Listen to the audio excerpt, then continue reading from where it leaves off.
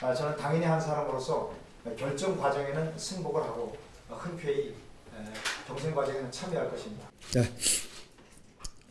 여러분, 저는 어제 중앙당 공관위가 내린 결정을 겸허히 수용을 합니다.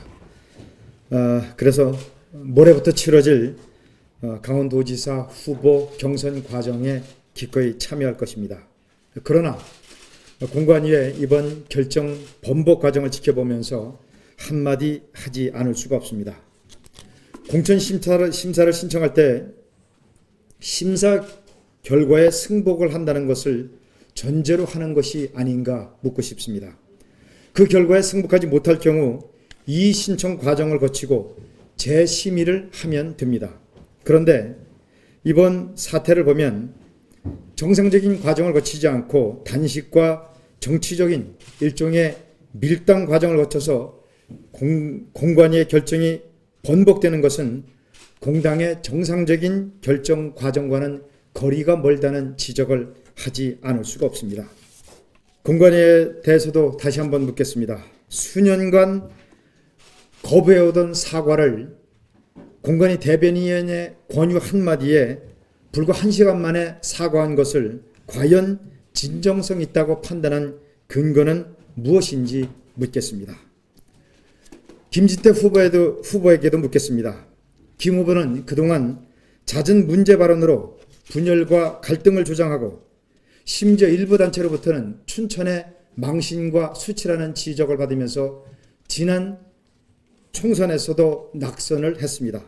그래서 정치적 자숙과 숙려 기간을 거치라는 공관위의 결정이 있었음에도 불구하고 이에 반발하며 단식까지 나서서 정치적인 승부를 던졌는데 과연 이러한 분이 춘천을 넘어서 강원도를 대표할 자격이 있는지 묻겠습니다.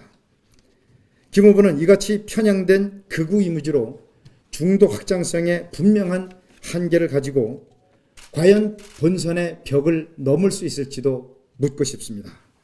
또 그동안 윤석열의 저격수로 활동하던 분으로서 최근까지도 자신의 SNS에서 윤 당선인을 심하게 공격하는 동영상을 내리지 않았던 분이 어떻게 진정한 국민의힘 후보가 될 수 있는지도 묻겠습니다.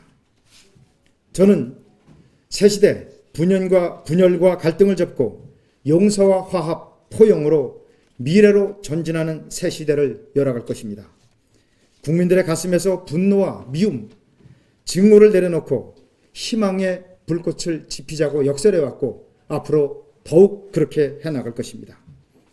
강원도를 중충 규제에서 벗어나게 하고 또 강원경제자치도를 설립해서 강원경제의 역동성을 살리고 나아가 고품격 명품 관광으로 방문객 2억 명의 시대를 열어서 강원도를 살맛나는 세상 그리고 역동의 강원도로 반드시 만들어갈 것입니다.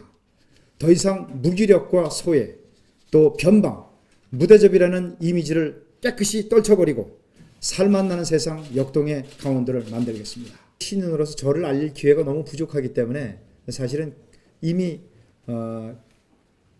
공관위의 결정이 나오기 전에 1대1 맞짱 토론을 좀 제의한 바가 있습니다.